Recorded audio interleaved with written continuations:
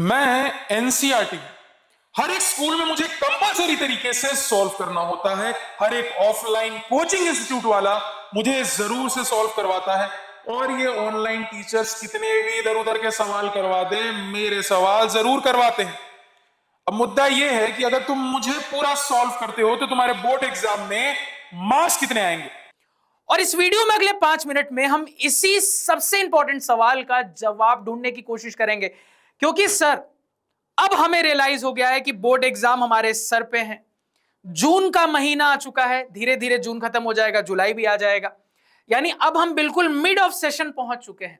हमने ऑलरेडी बहुत सारे चैप्टर कंप्लीट कर लिए हैं और उन बहुत सारे चैप्टर्स के सवाल हम एनसीईआरटी से सॉल्व भी कर रहे हैं। लेकिन कभी भी जब सॉल्व करने के लिए एनसीईआरटी खोलते हैं तो बुरे सपने की तरह कुछ बातें, कुछ कंट्रोवर्सीज याद आ जाती हैं। इस साल की कंट्रोवर्सी, इतना टफ पेपर आ गया कि ऑलमोस्ट हर बच्चा बाहर आके ये बोल रहा था कि सिर्फ एनसीईआरटी करके अगर तुम गए थे तुम तो गए मैथ्स पेपर में। या इससे पहले इतने ज्यादा कॉम्पिटेंसी लेवल क्वेश्चंस का लेवल हाई हो गया कि बच्चे कह रहे थे भैया कि सिर्फ एनसीईआरटी करने वाला तो फंस गया होगा इस पेपर के अंदर। तो कभी भी जब हम एनसीईआरटी करने बैठते हैं, जिसको हर जगह इतनी इंपॉर्टेंस दी जा रही है, तो मन में बार बार यही बुरे ख्यालात आते हैं और हम डाउट करने लगते हैं अपनी बुक पे, अपनी एनसीईआरटी पे, मैथ्स के अंदर। और मन में बार बार एक ही सवाल आता है कि यार ये बुक दिखाया तो ये जाता है कि इतनी ज्यादा इंपॉर्टेंट है, हर जगह इसे इतनी इंपॉर्टेंस दी जा रही है, हमें भी इसी को सॉल्व करने के लिए कहा जा रहा है, लेकिन उसके बाद भी अगर अपने आप से मैं ये सवाल पूछूं कि मुझे बोर्ड एग्जाम में अपियर होना है और भाई मैं क्लास 10th के अंदर मैथ्स में सिर्फ एनसीईआरटी अच्छे से सॉल्व करके जाऊंगा और कुछ भी अलग प्रैक्टिस नहीं करूंगा, तो आखिर मैथ्स में मुझे मार्क्स कितने आएंगे।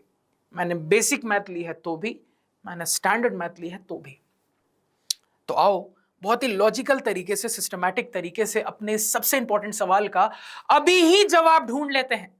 क्योंकि अभी ही अगर आपको पता चल गया कि आपकी तैयारी में एनसीईआरटी की इंपॉर्टेंस क्या है, कितनी ज्यादा है, तो शायद आपकी मैथ्स की तैयारी और भी ज्यादा स्ट्रीमलाइन हो जाएगी। शायद वो बहुत सारी गलतियों से तुम बच जाओगे जो कि इस वीडियो के पहले तुम कर देते। तो ध्यान से सुनना। चीजों को समझने के लिए आपको इस बुक की ना अच्छी चीजें और बुरी चीजें दोनों समझनी पड़ेंगी। सबसे पहले अगर मैं इस बुक के अच्छी चीजों पे बात करूं तो भाई इस बुक की सबसे अच्छी चीज जो मुझे लगी वो ये लगी कि भाई जो आपकी कंसेप्ट बिल्डिंग है ना, बिल्कुल बेसिक लेवल से करता है। आपने क्लास 9th में कितना पढ़ा था, किस लेवल तक पढ़ा था, कोई दिक्कत नहीं है। जब आप इस बुक की थ्योरी अच्छे से पढ़ने जाओगे, जो कि एक्चुअली बहुत कम बच्चे पढ़ते हैं, तो आपको रियलाइज होगा कि बड़े बेसिक लेवल से आपको किसी भी कंसेप्ट में ट्रेन किया जा रहा है, जो कि बहुत अच्छा है। और अगेन ये जो कंसेप्ट ट्रेनिंग है, इसमें एक और बहुत अच्छी बात मुझे दिखती है, वो ये है कि जहां जहां पॉसिबल हो पाया है वहां वहां प्रैक्टिकल एग्जाम्पल के थ्रू, प्रैक्टिकलिटी के थ्रू कंसेप्ट एक्सप्लेनेशन की कोशिश की गई है, ताकि आप ज्यादा कोरिलेट करके बेटर समझ पाओ। और क्या खासियत है यार इस बुक की, तो good understanding of difficulty level varieties in questions. अब ये भी एक बड़ी इंपॉर्टेंट चीज है जो कि आप रियलाइज नहीं करते। जब आप एनसीईआरटी के एक्सरसाइजेस को गो थ्रू करोगे, मैं नहीं कह रहा पूरा सॉल्व करो, बस एक्सरसाइजेस को गो थ्रू करो, एक्सरसाइजेस के क्वेश्चंस को from first question till last question जाओ, तो इससे एक अंदाजा मिलता है कि अच्छा, चूंकि एनसीईआरटी से बहुत सारे सवाल एग्जाम में डायरेक्टली आते हैं, तो वो बुक हमें बता देता है अच्छा ये इजीनेस की लेवल है, अच्छा ये टफनेस की लेवल है। यानी सबसे इजी लेवल का सवाल इसी टाइप का होगा, सबसे टफ लेवल का सवाल इसी के आसपास का होगा। तो ये बुक बहुत अच्छे से आपको एक difficulty level from easy to tough guide कर देता है। अब सबसे अमेजिंग चीज इस बुक की ये है कि देखो यार बहुत कंसाइज बुक बनाई है। मतलब मैथ्स में मुझे ऐसा लगता है कि बुक की थिकनेस को ही देखकर बहुत सारे स्टूडेंट डर जाते हैं और वहीं अपने हथियार गिरा देते हैं। तो कहीं ना कहीं मुझे ऐसा लगता है इस नोशन से ये एनसीईआरटी हमें जरूर बाहर निकालती है। बुक को इतना कंसाइज बनाया गया है कि इस बुक को देख के डर नहीं लगता, इस बुक को सॉल्व करने की हमें हिम्मत होती है। इन कंपैरिजन अगर मैं एक नए नए क्लास 10 के बच्चों को आर एस अग्रवाल सर की बुक थमा दूं या आर डी शर्मा सर की बुक थमा दूं, तो भाई वो तो बुक छोड़ के भाग जाएगा। वो मन में ये सोचेगा मुझे तो घर से एकदम दूर भागना है, मुझे क्लास 10 से दूर रहना है, मुझे मैथ से दूर रहना है। तो कहीं ना कहीं इस डर को तो एटलीस्ट ये बुक खत्म कर देता है। और भाई अगेन कहने वाली बात नहीं है, हर साल ये होता है कि इस बुक से डायरेक्टली आपके बोर्ड एग्जाम में क्वेश्चंस आते ही आते हैं और तुम्हारे बैच में भी आएंगे। तुम जो 2026-27 वाले बैच के स्टूडेंट्स हो जो कि फरवरी में अपना बोर्ड एग्जाम दोगे, उसमें भी आपको अपनी एनसीईआरटी से सवाल मिलेंगे ही मिलेंगे, डायरेक्टली भी इनडायरेक्टली भी। तो ये तो हो गई बुक की अच्छी बातें।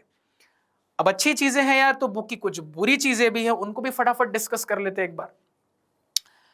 तो बुक का कंसाइज होना ही कहीं ना कहीं इसको थोड़ा विलन बना देता है कि बुक को चूंकि इतना कंसाइज, इतना पतला रखा गया है, तो तुमको क्या लगता है कहां कॉम्प्रोमाइज किया गया होगा? कंसेप्ट तो काट नहीं सकते, ऐसा तो है नहीं कि कंसेप्ट आधे पे कट कर दिया बुक को पतला रखने के लिए। क्या कट करेंगे? क्वेश्चंस के नंबर, क्वेश्चंस की वैरायटी। और यही इस बुक की सबसे बड़ी खामी बनती है कि अगर मैं different variety of questions in each chapter की बात करूं तो भी आपको कमी दिखेगी। अगर मैं आपके कॉन्फिडेंस को बूस्ट करने के लिए नंबर ऑफ क्वेश्चंस की बात करूं सर, वहां पे भी कमी दिखेगी।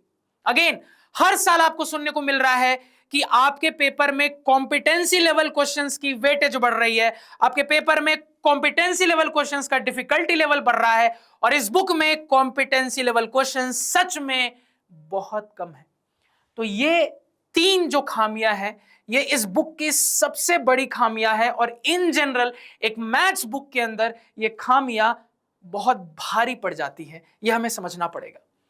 और इन्हीं खामियों के कारण ये चीज अपफ्रंट अभी मैं बोल देता हूं वीडियो में कि तुमने बेसिक मैथ ली हो या फिर स्टैंडर्ड मैथ, फर्क नहीं पड़ता है। अगर तुम सिर्फ एनसीईआरटी करके जाओ और ये सोचो कि मेरे बोर्ड एग्जाम में 80 नंबर में 70+ आ जाएगा, तो भाई तुम सपना देख रहे हो, एक ऐसा सपना जो कभी सच नहीं होगा। सिर्फ एनसीईआरटी करने से तुम्हारे बोर्ड एग्जाम में 70+ नहीं आ सकते। और अगर कोई ये बात बोल रहा है तो तुम्हारे मुंह पे झूठ बोल रहा है, ये भी बात मैं गारंटी के साथ बोल देता हूं।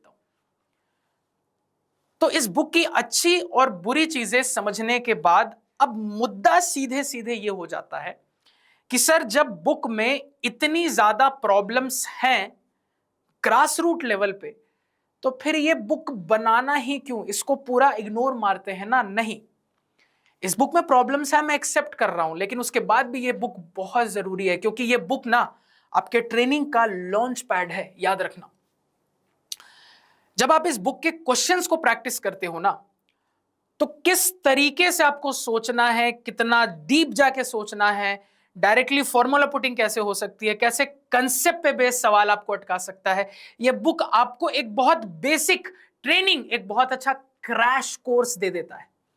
क्योंकि जब आप इस बुक को पूरा प्रैक्टिस कर लेते हो सेलेक्टेड सवाल के साथ, ये बहुत इंपॉर्टेंट है, इस बुक का हर एक सवाल बनाना जरूरी नहीं है, इस बुक के सेलेक्टेड सवाल के साथ, कुछ सवालों के साथ अगर आप इस बुक को अच्छे से प्रैक्टिस कर लेते हो तो आपके क्लास 10th का क्रैश कोर्स पूरा हो जाता है, जिससे अब आपको आइडिया लग गया है कि हाँ, मुझे हर चैप्टर में किस लेवल तक प्रैक्टिस करनी है, कितनी वैरायटी की प्रैक्टिस करनी है, कितने टफ लेवल के सवालों तक जाना है।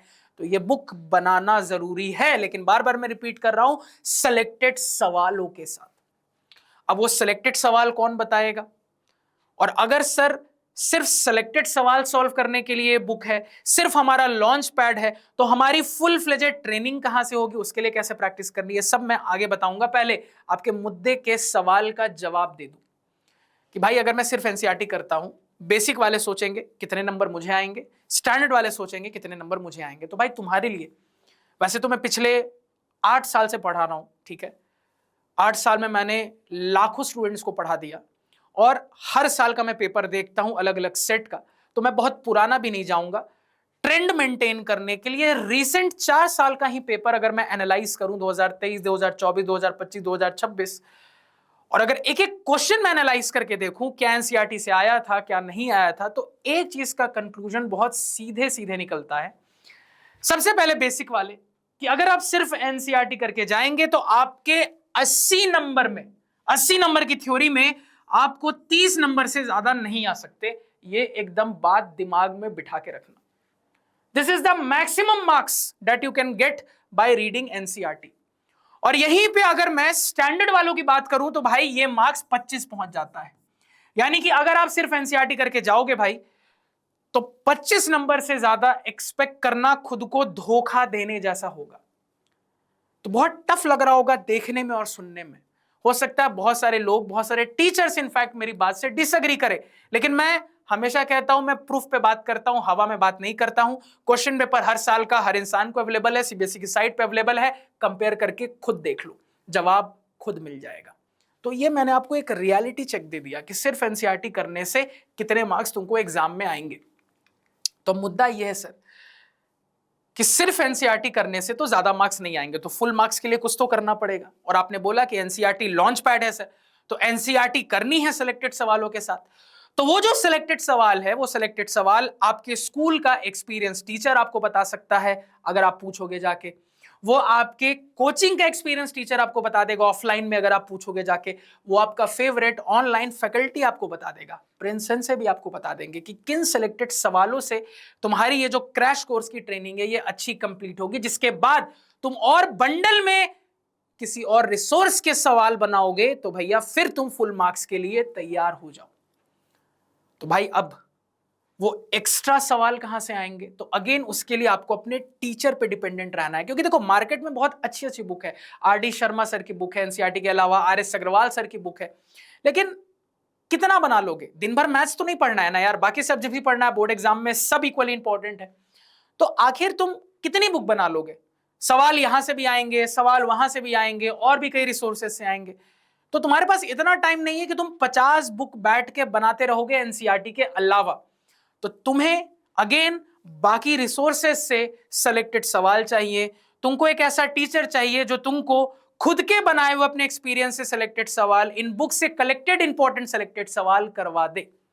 तो अगेन जैसा कि मैंने बोला कि ये सिलेक्टेड सवाल जो कि आपको इस लॉन्च पैड से टॉप लेवल पे ले जाएंगे, ये सिलेक्टेड सवाल आपके स्कूल के टीचर भी आपको करवा सकते हैं, आपके कोचिंग के टीचर भी, आपके ऑनलाइन टीचर भी करवा सकते हैं, जिसके लिए आपको उन पे आंख बंद करके भरोसा रखना है, चाहे तुम कहीं भी पढ़ रहे हो। मैं नहीं कहता कि तुम प्रिंस एंड सही से मैथ्स पढ़ो, लेकिन जिससे भी पढ़ो याद रखना वो टीचर एक्सपीरियंस्ड होना चाहिए, जिससे तुमको वो सही तरीके की ट्रेनिंग दे पाए, सही तरीके से गाइड कर पाए, तुम्हारा मैथ्स में फुल मार्क्स लाने का सपना वो पूरा कर पाए।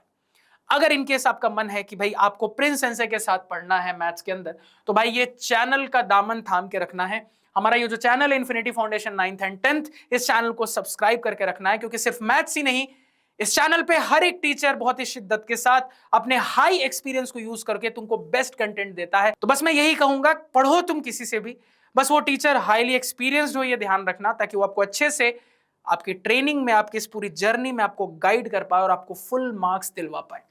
तो ठीक है यार, इस चैनल को जरूर से सब्सक्राइब करके रख लेना, infinity foundation 9th and 10th। हम आप लोगों के लिए यहाँ पे बहुत सारे अमेजिंग वीडियोस, शॉर्ट्स लाइव करवाते रहते हैं। चैनल पे एक्टिव रहना, रोज रात में सोने से पहले एक बार चैनल खोल के देख लेना क्या नया आना है, क्या चला गया है, क्योंकि जैसा मैं कह रहा हूं कि आंख बंद करके अगर आप एक चीज पे भरोसा अच्छे से कर लोगे ना भैया, आपकी नैया अपने आप पार हो जाएगी। बाकी इसके साथ साथ ये कहना चाहूंगा कि आप हमें अपने सोशल मीडिया पे भी ज्वाइन कर सकते हो, आप हमें टेलीग्राम पे ज्वाइन कर सकते हो। ये हमारे टेलीग्राम ऑफिशियल टेलीग्राम है सर जी, ठीक है, और ये संशय का पर्सनल टेलीग्राम है। टेलीग्राम ज्वाइन करने का सबसे बड़ा फायदा यह है कि सेशंस के पीडीएफ की बात हो, इंपॉर्टेंट सेशंस के नोटिफिकेशन हो, उसके अलावा कुछ इंपॉर्टेंट क्वेश्चंस हो जो तुम्हारी प्रैक्टिस के लिए हम दिया करेंगे, टीचर्स का टेलीग्राम पे लाइव आना हो, तुम्हारे लिए हैंड रिटन नोट्स देना हो, तुम्हारे लिए कुछ important question paper time to time देना हो, सब यहाँ मिलता रहता है। तो उम्मीद करूंगा कि ये बहुत इंपॉर्टेंट वीडियो आपको अच्छी लगी, जिससे अब आपको समझ में आया कि आखिर एनसीईआरटी क्यों जरूरी है और किस लेवल तक जरूरी है, और उस लेवल को क्रॉस फिर कैसे हमें करना है। तो ठीक है, अगर वीडियो अच्छी लगी तो कमेंट सेक्शन में अपना फीडबैक जरूर देना। बाकी मिलते हैं अगले वीडियो में, तब तक के लिए तारा रारा सायोनारा।